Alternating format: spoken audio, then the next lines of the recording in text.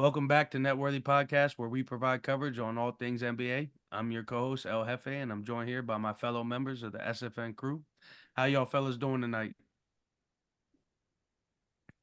Hey, Shining, shining. hmm Okay, shining bright like a diamond. Well, last season, the Cavs. That's who we're going to talk about this week. The Cleveland Cavaliers. They made it. They made it to the NBA playoffs with an outstanding record. But they fell short to Ant's team right down there, the New York Knicks, in the first round. And this year they're rising back up in the Eastern Conference in third place currently right now. And if things ended today, they'd be matched up with the Pacers, who they've already lost to twice this season. And what I want to know is, do y'all think the Cavs are any better this year than last year, and can they make it out of the first round this year after last year's loss to the Knicks? I was gonna say unexpected, but I don't know how unexpected it was. How y'all feel about the Cavs this year? I mean, what real difference are they? What changes have they really made? I mean, they added Max Strus. Dean Wade he had his moment a couple weeks ago or a couple games ago, but what changes do the like? What's different about the Cavaliers this year versus last year? What what drastic additions? I mean, the Pacers have gotten better, so if they match up against the Pacers, I think that I don't think they really stand. I mean, they're solid. The Cavs are solid, but at the very best, they beat a Pacers team and they lose in the second round. The Cavaliers aren't much better nor much worse than last season, but I do think the Pacers have gotten better this season. I think Tyrese Halliburton has matured. I think the addition of Pascal Siakam is excellent. Unfortunately, though, the Pacers did lose Mathurin, so I did forget about that until just now. So maybe again, maybe they beat the Cavs. I mean, sorry, maybe they beat the Pacers, but that's about it. I don't really see much of a difference from this Cavaliers basketball team, to be honest.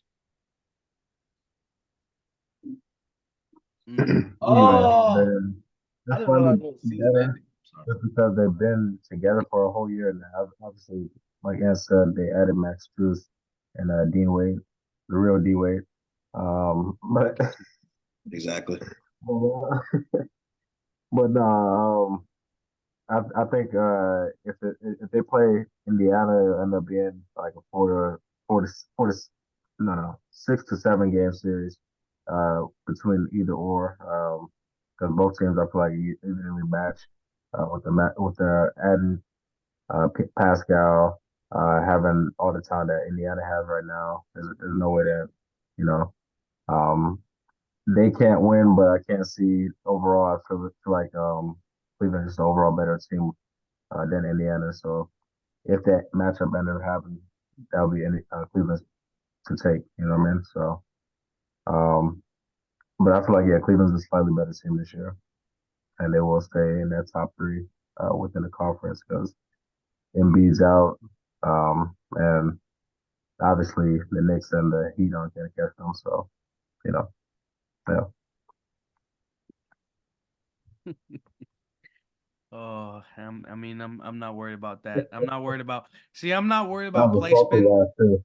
I'm never really worried about placement anymore after last season. I'm just not. I'm not worried about our placement. Wherever we line up, I got in Jimmy I trust. You know what I mean? In Jimmy I trust. So wherever we line up is where we line up this season. You know, but the,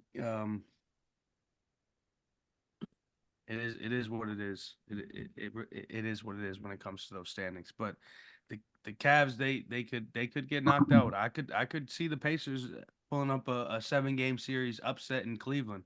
I could see it happening.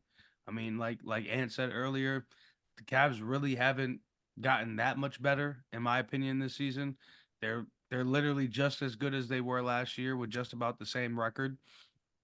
Right. Um, That's good. And the Pacers have, they have tremendously gotten better. And I know regular season winning doesn't matter when it comes to playoff time, but they've already beaten them twice this year. I mean, again, like Ann said, Halliburton's matured a little bit. I know it's playoffs. The lights are a little brighter. Donovan Mitchell definitely has the experience to win the series, but I just don't know if Cleveland is serious enough to get the series done. I mean, I don't know. We saw how hungry the Pacers were, and and the acquisitions that they made during the deadline. So they seem. And I know that. when I was just gonna say, when have we seen Donovan Mitchell really win? You know what I mean? Nothing against him, but when have we seen Donovan Mitchell win? Is are we gonna consider him to be a leader amongst men? Is he gonna be able to get them over Tyrese Halliburton, who, I mean, in my opinion, said earlier, you got to look at who's trending upwards, who's trending downwards, and who's pretty much staying the same. Donovan Mitchell really isn't. Darius Garland's a little ginger, even though, I mean, I guess Tyrese was injured earlier in the season, but I don't know what. Again, it's just like, you know, Yeah, he's I, just ne- on I a never, stagnant line. yeah, I've never really seen Donovan Mitchell. I mean, he scored what, 60 something, 70, he scored 70, but he's never really been a winner. I I've mean, never really seen him you do can't much. say that because he got Utah to the playoffs. Utah hasn't been to the playoffs since when? What did he do in the playoff? What did Utah really do in Well, the I playoff? mean, regardless, you got them to the playoffs when he was young and ain't have shit. You got to give him some respect there because Utah was trash, bro. Utah was But trash. every team that Patrick Beverly goes to the playoffs too. So are we started going to start regarding Patrick Beverly as like a winner? Just because he go. So you telling me every team Patrick Beverly has gone to, he's won, or he's just I gone mean, to the playoffs? okay, that's what we just said about Donovan Mitchell. So But again, is that's different when you take Utah to the playoffs. Utah was, come on now, when bro. Patrick Beverly knocks on the door, that team tended to go to the playoffs. That's all I'm saying. That's not the equation of Utah. Now you about to piss me off. Just saying. Understand what you're trying to equate I Patrick understand. Beverly being signed to teams that are already nice to I was more Utah. Utah. well the Timberwolves. I mean, remember they had that whole celebration. Were they nice before Patrick Beverly got there? Utah. The Timberwolves. Utah. What was Minnesota? Minnesota's roster was better than Utah's roster. Are you tripping? Well, I mean, we Come on talking about like, now. Let's are we be talking about realistic. franchise? Are we talking about franchise now? Because Utah went to the finals twice. I You mean, so were the friend, talking about Donovan Mitchell being a winner. Regardless of if you're talking about consistently, you got to remember his age, number one, and you got to remember what he did when he was at Utah. When was the last time Utah got to the playoffs before Donovan Mitchell got there? Answer that first. sure, you're correct. Right. Probably when So to an with extent, with you with got to with Darren win to get Williams. to the playoffs. So to an extent, he had to win to get to the playoffs. So when are we going to stop just drawing the line there? Like not everybody's a winner. We have to draw the line. You can't just say, "Oh, I got to the playoffs and lose in the first round." We can't keep doing that. We can't. But you mentioning Patrick Beverly is the same token. That's kind of you're backing Well, out of. no, well, no. I was just using that as a guy gets to the playoffs and all of a sudden he's a winner. That's what I was. I was being a bit facetious, yes, but like we have to draw the lines of what we can. Like he consistently gets to the first round and loses. It's like for football references, like Dak Prescott's not a winner. Gets to the second round, first and second round every year religiously. He's not a winner. We can't keep saying the It's different because you can't equate Dak Prescott to Donovan Mitchell because the sports are different. So regardless, Dak Prescott is your quarterback and he has to make choices on who to throw the ball to and get things to that extent. Donovan Mitchell was in Utah the number one option in the Utah offense. So majority of everything offensively ran through. Was it not? He wasn't the okay. primary So option. I got you. So if Donovan Mitchell was the number one option and Dak Prescott is the quarterback, where But he's he's the one not. making the Dak play. Prescott's not running the ball.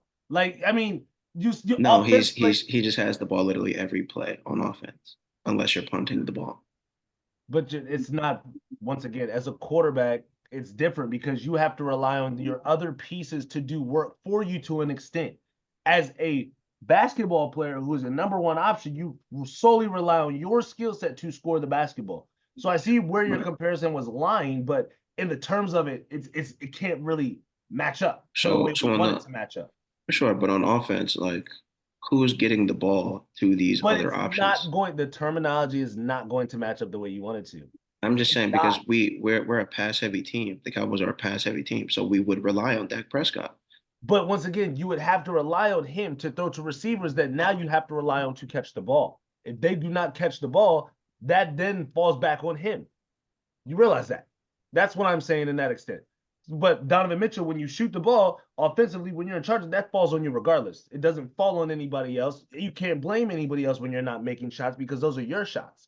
So did we blame anybody else for the playoff interceptions and him not being able to lead the team to victory when games are on the line? For example, if I throw to CeeDee Lamb 6 times and CeeDee Lamb is open and drops it, I can blame CeeDee Lamb, but yet it's going to get pushed back on Dak.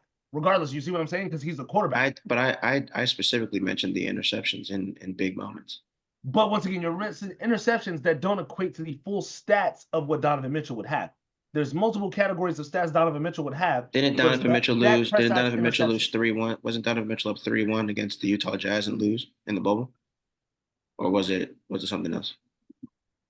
That has nothing to do with what we were talking about at all. But if he's a winner, wouldn't he have closed that series out? Once again, you're discrediting the fact of him. Yes or no? Yes or no? If he was a winner, you're discrediting the fact of him being a winner because we're going off guys, topic. He's not answering the question. We've gotten further than where we needed to be because we're deep diving and analyzing things that we weren't needed to get to. Because the mere fact of the matter was him getting Utah, a shitty franchise, to the playoffs after not being in the playoffs multiple years has contributed to a winning mentality. Is he consistently winning? Absolutely not. Because he's not going, like you said, further than the first round. But you have to have a winning mentality in order to be able to get to the playoffs. We look at the stats and the standings. You have to make a certain amount of games. You have to beat a certain amount of teams out to get to the playoffs. And to be able to do that as an individual with no help, unless we're really calling Rudy Gobert help, realistically. Three-time defensive player of the year? Defensive player of the year, that's not offense. Is basketball not a two-way sport? What are we talking about? That's not what we're talking about currently, though. That's not what. That's not. We're getting once again. But you said he didn't have help when he had a 3-time defensive player of the year. We're veering off the topic of what you were referring to. Okay, but then when we got deeper, you wanted to go back to the surface, and now you want to dance along the surface, and now I'm standing there on the other side of the surface with you. You said that Donovan Mitchell didn't have help. He had a defensive player of the year. He was up 3-1 against the Utah Jazz. Against the Denver Nuggets, and could not seal the deal. That's not a winner. So we're solely putting that on him with the entire other starting lineup pieces. That's what I'm asking you. Once again, if a team has one player that's going to be your main primary option of scoring, and you stop that option, what else is the rest of your team doing? At some point, you think it would take, once again, 3-1, like you said, 3-1. At some point, it's gonna remember. It's like, well, maybe if we stop this month. So what about the other? So what about the other 3 wins? Are we just gonna say that it was all Donovan Mitchell? Look at the stats. Was it not all Donovan Mitchell? Guarantee you, Donovan Mitchell, the only person who had 20 plus every single game. Let's not do that. So then, as a winner, how is it that you can't win one game out of 3 other games as a winner? You played against a team that defensively guarded you to the point where you did not do what you were supposed to do. And your teammates did not contribute to it. Once again, you're trying to put him in a space where it's like an individual. Basketball is a team sport. At the end of the day, once again, he can do anything individually. That at the end of the day, it's a team sport. He can't win by himself. So it's one player gets lost. So he won by himself, but he can't win by himself. Which one is it? Because you said the first 3 games he won by himself, so now all of a sudden the next 3 games he didn't win by himself. No, what you're saying is I said he was a winner. You're trying to discredit him being a winner because he didn't win certain things by himself. That's what you're trying to do right now. Yes, because in order for you to be a winner, you have to win. That's the point of winning. That's the And point of once being a again, if winner. we're going down to the initial winning, you have to win games to get to the playoffs, which he did. You're still not taking credit. You're not give him the credit of the playoff wins, and that's it. That's where Yes, we I leave get. it, because Yes, that's where the yes. winning mentality comes from. He got to the playoffs for Then boom, sure. that's where he's at. He's a winner because he got his team to the playoffs. Other than that, No. he can't get So, past the first all round. right, No. hold That's on, where hold he on. stays. So he's a That's regular it. season winner, but not a playoff winner. So he's a is what regular you're saying. season Absolutely, winner. that's what it is. That's what That's it is. not. But that's That not is good the enough. consensus. That's That's not not good being. enough. That's not being a That's winner. that's not being a winner at all. You got to win in the playoffs. That's where it matters. Like no funny stuff, bro. No funny stuff, bro. Once again, You guys were calling me nonstop. Everybody calls me talking about, oh, this guy can't get it done. He's not a winner. So now all of a sudden, now you're telling me I can go back and say, oh well, we lost in the second round. He's a winner. Is that what you're gonna tell me now? You're gonna tell me now? You're gonna tell once me now that again, Julius? Are you gonna tell you're me losing focus from what I said. I is said and I stated, and I will continue to state, him getting Utah to the playoffs for him when he was there is considered winning, in my opinion. Once again, is you can take Julius it how you want. That's is winning Julius characteristics. is Julius Randle a winner? No, fuck Julius Randle. How about that? You want to start? You want to start? Let's get active. Let's get active. Let the guns ring. Let's get active. Got it. Let's get active. Let So the guns ring. I mean, Julius Randle got the Knicks to the playoffs. He got him Some to the would say it was playoffs. RJ Barrett. No, they wouldn't, because RJ Barrett would still be in New York. Some would say it's RJ Barrett, but we agree to And, disagree. and guess who Julius Randle beat last year? Donovan Mitchell. But Julius What Randle's was the not a roster? winner. What was the roster last year? Was Cleveland healthy? Ah, accurate. Once again, we're not seeing full picture. What did I say earlier? Health is wealth. Once again, full picture. And once again, you're thinking individual again. Right. Basketball is a team sport, not individual. Carry on. Hey, look, bro. Next season, don't call me about Dak Prescott. Don't say nothing about Dak Prescott. Since you want to start calling guys that lose in the first I round hope, winners. once again, y'all establishment right now, your organization's in shambles. Do you even have a running back? Right. Let's not do that either right now. Let's finish where we're at. We're talking about the You're in quarterback, shambles. buddy. You're We're in talking about the shambles. quarterback. We're talking about You're the in shambles quarterback. right now. Your whole establishment is in shambles right now. Y'all Donovan didn't know if Mitchell's a y'all wanted winner. Derrick Henry, if y'all wanted to keep Tony. Your establishment is in shambles right now. I need Who else are the winners now? Let's go through the list of first round exits. Let's go through the list of first round exits. Let's see who the winners are. come on. That's fine. Alonzo Mourning when he was on the Charlotte Hornets, winner. Chris Webber when he was on the Bullets, winner. Wizards need that. What? Gilbert Arenas, winner. Really? We're gonna bring GA up? Yo, That's crazy. wow. That's nuts. I mean, all you can say is the guy's a great Now player. you're being you're out of pocket right now. Once again. I'm basing it off of your merit. No, you're not basing it off of my merit. Yes, I am. So all of those guys took non-playoff teams to the playoffs. Gilbert Arenas literally took the Wizards to the playoffs. We can't talk GA right now. GA did stuff that he got him out of the NBA. We can't talk about GA. Respectfully. Okay, we can move on. We can move on. Thank you. We can't talk GA right now, Oh bro. my goodness. You trying to get us canceled. Oh my goodness. I'm proving my point. You're not proving your point. Once again. And GA was by himself? The Wizards didn't have a decent roster then? Come on now. Donovan Mitchell had Rudy Gobert. And we're going to say offensively Rudy Gobert contributed? No, shut up. That sounds crazy. Did he ask? He needs Donovan Mitchell to play defense, right? Who else offensively contributed on that team? Tell me, bro. How much was Jamal? No, you're not telling me anything. That's cap. How much was Jamal? Practice it up. How much was Jamal Murray scoring on Donovan Mitchell? Got cooked. I don't understand. Thank you. Okay. So when you need somebody to play defense, that's not what the conversation is about. Once again, basketball. It's my point, and I will continue to say it. Donovan Mitchell has winning mentalities for what he did to get the Jazz to the playoffs. It's that simple. That's But why he I'm going to doesn't. leave my point. Basketball Well, is they a just two. well, how about this? His winning mentality doesn't kick in when it matters, and that's the problem. Then that's what we leave. We'll look right at the stats, and that's what it is. And it's pissed at my conclusion. He's not happy with that one. So we're just complete. We're going to completely disregard the other facet of basketball with defense. No, we're not.